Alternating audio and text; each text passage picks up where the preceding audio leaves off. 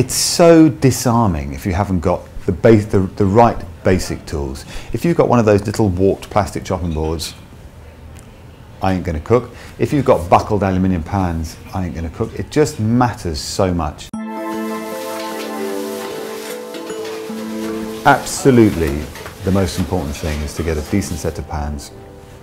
Solid, heavy-based stainless steel pans, and in the most part, with the handles on the side, so that you can also pop them in the oven too, because quite often you'll start a process on the stove, and then you don't want a plastic handle. You want to have a metal handle that you just pop straight in the oven, put it out, keep it going, and they do last a lifetime. So it's an investment, but it's worth it. This is what a great heavy base pan is about. It's about the ability to get hot, not buckle, stay flat, retain its heat, and maintain its heat right the way through the cooking process.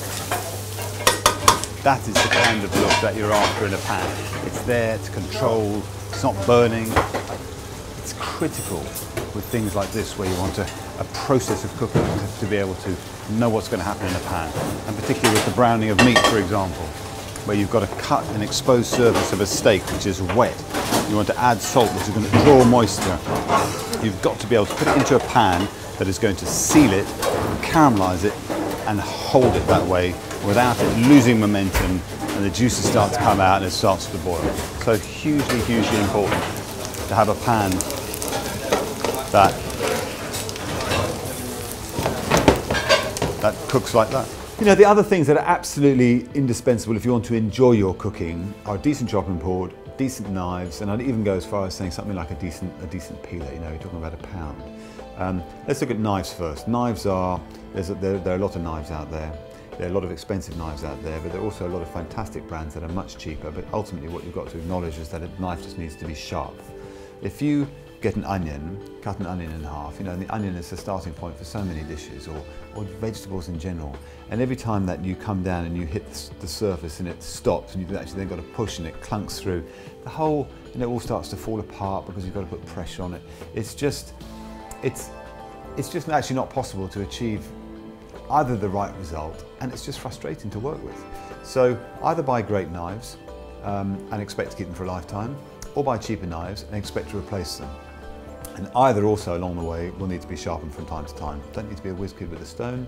There are all sorts of sharpeners out there that do work. Not the cheapest of the cheap, but there are knife sharpeners out there that do the job. Plenty of different knife sharpeners on the market. Ceramic cone is a good one, simple. Sharp knives indispensable. Trying to cook on a chopping board that's warped and wobbling is just infuriating, so just get a solid, thick chopping board. And if you've got good knives, good pans, good chopping board and a peeler, you're en route to a good day as far as I'm concerned. And yeah, there are all sorts of other bits of equipment that we do use. But there's little truffle slicers that just are critical for shaving something super fine. Truffle is all about aroma. It's all about creating the maximum surface area for the aroma to be imparted from. Therefore, you want to slice it as thinly as possible. They're little egg toppers that we use just for taking the top off an egg perfectly in a perfect round, horizontal sort of decapitation. There are slicers, and they all ultimately play a part in being able to cook food to a certain spec consistently.